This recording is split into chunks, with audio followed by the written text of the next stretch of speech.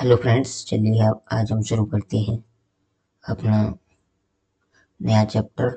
ठीक है, जिसका नाम है विराम चिन्ह। ठीक है, इसका क्या नाम है? इसका नाम है विराम चिन्ह। ये भी देखिए इम्पोर्टेंट तो है, लेकिन इतने ज़्यादा पूछा नहीं जाता है। लेकिन हमने आपसे पहले ही कहा कि हम कोई भी टॉपिक छोड़ना नहीं चाहते हैं। तो चलिए आइए इसको भी पढ़ते हैं एकदम बेसिक से। चलिए शुरुआत करते हैं। तो नंबर 1 पे आता है हमारा अल्पविराम। अल्पविराम देखिए ऐसे लगता है। ठीक है, ये हो गया हमारा अल्पविराम। अब इसका मतलब क्या है? जैसे वाक्य में कभी भी छोटे से ठहराव के लिए। ठीक है, अब हम समझते हैं एग्जाम्पल से एकदम आसान भाषा में। जैसे राम को थोड़ा रुकिए, तो राम और श्याम मोहन मित्र मतलब। ठीक है, तो राम के बाद हम थोड़ा सा रुकिए, तो ये जो थोड़ा सा ठहराव लेते हैं उसी को हम कहते हैं अल्पविराम। ठीक है, ये हो गया हमारा अल्पविराम। नंबर 2 पे आता है हमारा अर्धविराम। अल्पविराम देखिए, अल्पविराम ऐसे बना होता है और अर्धविराम ऐसे बना होता है। ठीक है, ये हो गया हमारा अर्धविराम। अर्धविराम क्या है? एक लंबे वाक्य के दो उपवाक्यों को अलग करने के लिए। जैसे कोई एक लंबा वाक्य है, ठीक है, बहुत बड़ा वाक्य है, तो उसके दो उपवाक्य हैं। जैसे एक वाक्य ये है, एक ये वाक्य है, तो ठीक है, एक इसका उपवाक्य होगा, तो उसको अलग करने के लिए हम किसका प्रयोग करते हैं? अर्धविराम का प्रयोग करते हैं। ठीक है, देखिए एग्जाम्पल।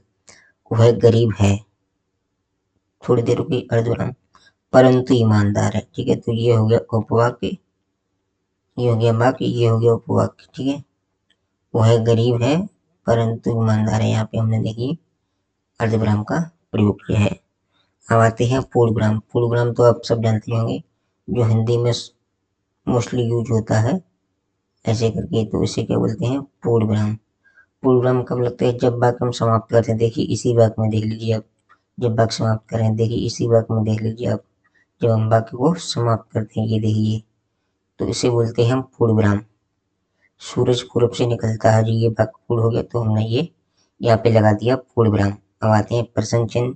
प्रश्न चिन्ह भी जानते होंगे आप, जब हम कुछ प्रश्न पूछते हैं तो उसके अंत में क्या लगाते हैं? प्रश्नवाचक चिन्ह। ठीक है, अंत में हम क्या लगाते हैं? प्रश्नवाचक चिन्ह। जैसे भी हम पूछ रहे हैं कि आपका क्या नाम है, नाम है, तो ये क्वेश्चन है, तो उसके अंत में क्या लगे? प्रश्न मार्क। ये देखिए, तुम कहाँ जा रहे हो, तो क्या लग गया? प्रश्नवाचक। अब आते हैं विस्मया, विस्मयादिबोधक चिन्ह। विस्मयादिबोधक, ये देखिए, जिसे इंग्लिश में एक्सक्लेमेटरी चिन्ह बोलते हैं।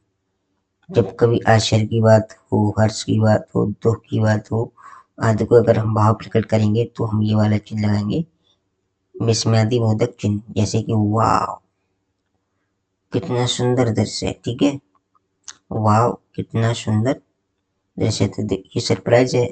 जैसे लिखें, अरे आप गिर गई,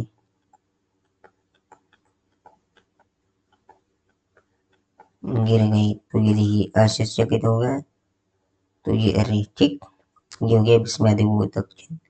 अब आती है संयोजक चिन्ह। संयोजक चिन्ह क्या होता है? देखिए इसके अलग अलग नाम है, इसे हम आगे भी पढ़ेंगे और यहाँ भी पढ़ लेंगे। तो संयोग चिन्ह क्या है? जैसे दो सहचर्य अथवा विपरीतक शब्दों के साथ लगते हैं, जैसे कि आना जाना, दिन रात। ठीक है, दिन रात, जैसे ये देखिए विपरीत हो गई, दिन और रात। सुबह शाम, जैसे सुबह शाम, यहाँ पे देख लीजिए सुबह शाम। ठीक है, ये भी विपरीत हो गए एक दूसरे के, सुबह शाम। तो ये हो गया देखिए आना जाना, आचार विचार, माता पिता। ठीक, तो ये हो गया हमारा संयोजक चिन्ह। चलिए चलते हैं नेक्स्ट स्लाइड पे। ठीक है, अब आ गए हम अगली स्लाइड पे, तो अब पढ़ते हैं। हमारा आएगा उद्धृढ़। उद्धृढ़, ठीक, उद्धृढ़ या इसे बोलते हैं अवतरण चिन्ह। जैसे हम कोई इम्पोर्टेंट बात लिख रहे हैं, जैसे मान लीजिए हम कुछ भी क्वेश्चन कर रहे हैं तो उसके बीच में कोई इम्पोर्टेंट बात आ गई तो उस बात को हम इस उद्धरण के अंदर लिख देंगे। ठीक, ये देखिए, उसने कहा मैं कल आऊंगा, तो ये जरूरी बात अलग से प्रेजेंट कर रहा है, तो उसने कहा मैं कल आऊंगा। ठीक, तो वहां पर इसको हम एक कोमा भी लगा सकते हैं और दो कोमा भी लगा सकते हैं। इस चिन्ह को लेकर बोलेंगे कि हम उद्धरण या अवतरण चिन्ह। ठीक है, अब आ जाते हैं योजक चिन्ह, जो कि देखिए अभी हमने आपको बताया था कि हमने पिछली स्लाइड पे पढ़ा ही था। इसमें और इसमें कोई खास फर्क नहीं है, सेम है। कभी कभी ये ऐसा होता है कि ये बड़ा लगा होता है, इतना बड़ा, और कभी कभी ये लगा होता है छोटा। ठीक है, बस यही है। तो इसको हम पढ़ चुके हैं, चलिए फिर दोबारा से पढ़ लेते हैं। दो शब्दों नामों को जोड़ता है, जैसे कि हिंदी उर्दू और गांधी नेहरू। ठीक, वो भी क्या कर रहा था, वो क्या कर रहा था, जैसे दिन और रात को जोड़ रहा था। ठीक है, दिन और रात को जोड़ रहा था, वो जोड़ तो वो भी रहा था ना, इसलिए। अब आते हैं विवरण चिन्ह। विवरण चिन्ह क्या होता है, ये दो बिंदु होती हैं। ठीक है, जैसे हम कभी कुछ लिखना चाहें, जैसे हमने लिखा कि उत्तर। ठीक, अब उत्तर हमारा यहाँ से स्टार्ट होगा, तो ये हो गया विवरण चिन्ह। कैसे उपयोग करते हैं, हमें चाहिए क्या चाहिए, परिश्रम, धैर्य और लगन, किसके लिए, सफल होने के लिए, जो कि आपको इस प्लेलिस्ट में दिखानी है कि आप कितने धैर्य हैं, कितने मेहनती हैं और कितने संघर्ष कर सकती हैं। आगे आते हैं कोष्टक। ठीक, 10 नंबर कोष्टक। ये देखिए, छोटा कोष्टक, मंझला कोष्टक और बड़ा कोष्टक। इनका क्रम शायद चेंज है, लेकिन कोष्टक के नाम पे ही होता है। ठीक है, अतिरिक्त जानकारी, जैसे हम कुछ भी लिख रहे हैं, जैसे रमेश लिख रहे हैं। ठीक है, रमेश, तो अगर इसकी हम जानकारी और देना चाहते हैं, डेट ऑफ बर्थ के अंदर कुछ ही पिता का नाम, वो डाल सकते हैं कोष्टक के बीच में। ये देखिए, राम क्या है, मेरा मित्र है, तो ये इसमें कोष्टक के अंदर इसने अतिरिक्त जानकारी दे दी है। ठीक है, अब आते हैं लाघव चिन्ह। लाघव चिन्ह क्या होता है, जैसे ये देखिए अपने डॉक्टर में सबसे ज्यादा इंपॉर्टेंट इसका एग्जाम्पल है डॉक्टर। जब डॉक्टर हम शॉर्ट में लिखते हैं तो ऐसे लिख देते हैं, तो इसको क्या बोलते हैं, लाघव चिन्ह। ये बहुत इंपॉर्टेंट है। ठीक है, संक्षेप रूप या छोटे नामों के लिए लगाते हैं, जैसे ये देखिए श्री, डॉक्टर, ये संख्या, जैसे हम संख्या लिखते हैं ना, तो पूरा बार बार नहीं लिखते हैं, तो ये लाघव चिन्ह लगा देते हैं। अब आ जाते हैं लोप चिन्ह। लोप चिन्ह क्या होता है, जब हम कोई बात लिखते हैं और उस बात को अधूरा छोड़ना चाहते हैं, जैसे हमने, जैसे राम राम राम राम लिखना चाहा हमने, ठीक है, 10 बार लिखना चाह रहे हैं, तो यहाँ पे हमने क्या किया, 2 बार लिखा और ये छोड़ दिया। इसका मतलब क्या है, ये भी कंटिन्यू चल रहा है, भगवान श्री राम का नाम अभी भी कंटिन्यू चल रहा है, अधूरी बात या छूटे हुए हिस्से को दिखाने हेतु। ठीक है, मैं कह रहा था कि, ये देखो मालूम पड़ रहा है कि इसके बाद कुछ कहना चाह रहा था पर तुम सुन नहीं रहे थे। ठीक, अब आते हैं पाद चिन्ह। पाद चिन्ह क्या होता है, ये इसमें देखो बहुत कंफ्यूजन होती है, लेकिन कंफ्यूजन को नहीं समझेंगे हम, बेसिक से बेसिक पढ़ेंगे इसका पाद चिन्ह क्या होता है। तो पाद चिन्ह ये बिंदु होती है जो पंक्ति या छंद के समाप्ति को दर्शाने के लिए लगती है। ठीक है, पाद चिन्ह ये होता है, और ये ज्यादा इम्पोर्टेंट भी नहीं है। ठीक है, इम्पोर्टेंट तो देखिए ये लाघव बहुत इम्पोर्टेंट है, कोष्टक पता होगा आपको, योजक पहले हम पढ़ चुके हैं, ये इम्पोर्टेंट, वेरी इम्पोर्टेंट। ठीक, ये लाघव तो है ही बहुत इम्पोर्टेंट। ठीक है, चलिए चलते हैं अब अगली स्लाइड पर। दीर्घ उच्चारण, जैसे ये किसमें प्रयोग होता है, प्लुप्त शब्दों में।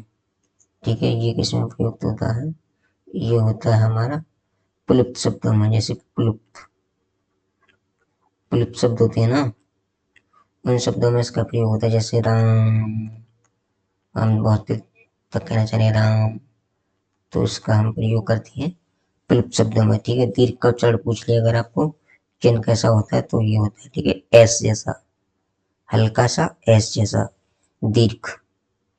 ये आता है हंस पद। हंस पद कब लगाते हैं, ये ये आपने बहुत बार लगाया, जैसे इन पे कभी गलती हो जाती है, जैसे हमने लगा सौरभ कल जाएगा। ठीक है, अब यहाँ पे गलती होगी, तो हम क्या करेंगे, ये चिन्ह लगा के यहाँ पे लिख देंगे स्कूल। ठीक है, इसलिए इसको हम किसके लिए करते हैं, इसको हम यूज करते हैं जैसे कोई गलती हो जाए या कोई एक्स्ट्रा टिप्पणी देनी हो, इसके लिए हम किसका उपयोग करते हैं, हंस पद। ये भी याद रखना बहुत इंपॉर्टेंट है, हंस पद का चिन्ह ऐसे होता है। ठीक है, अब आते हैं तुलनात्मक चिन्ह, जैसे कि इसे बराबर भी बोल सकते हैं, लेकिन हिंदी का सही भाषा में इसका नाम क्या है, तुल्यताचन, जो समानता या बराबरी को दर्शाता है। जैसे कि ये देखिए, जैसे ये है धरा, धरा किसके बराबर है, पृथ्वी के।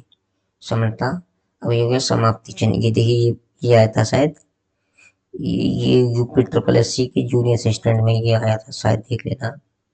ठीक है, ये आया था यूपी ट्रिपल एस सी के जूनियर असिस्टेंट में। ठीक, जैसे कि लेख, कविता आदि जब समाप्त होते हैं तो हम, जैसे पेपर खत्म हो गया हमारा पूरा, ये पेपर है, तो कभी कभी ये यहाँ पे लगा होता है बिल्कुल अंत में।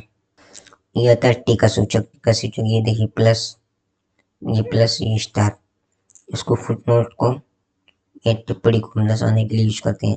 जैसे भारत प्राचीन देश है तो भारत, यहाँ पे भारत, ये फुटनोट लगा दिया। अब आते हैं पुनरुक्ति सूचक। पुनरुक्ति सूचक क्या होता है, जैसे हम कोई चीज बार बार लिख रहे हैं, जैसे हमने लिखा, जैसे आप सबसे इसका बेस्ट एग्जांपल देखिए, जैसे नाम लिख रहे हैं विक्रमपुर। ठीक है, मेरा नाम है विक्रम, मेरे गांव का नाम है विक्रमपुर। ठीक, और मेरा नाम है सौरभ। अब कोई लड़का हो रहा है जैसे श्याम, तो वो भी विक्रमपुर का है, तो क्या करेंगे, यहाँ पे विक्रमपुर बार बार नहीं लिखेंगे। जैसे अब आया रमेश, तो रमेश के आगे ये भी विक्रमपुर का है, तो ये हम लगा देंगे क्या, पुनरुक्ति, मतलब इसकी बार बार शब्द की पुनरावृत्ति हो रही है विक्रमपुर की, तो हम इसको लगा लेंगे। ठीक है, राम और श्याम। अब इसके बाद देखिए दोबारा राम श्याम चालू हो गया, इसलिए अब आते हैं पाद बिंदु।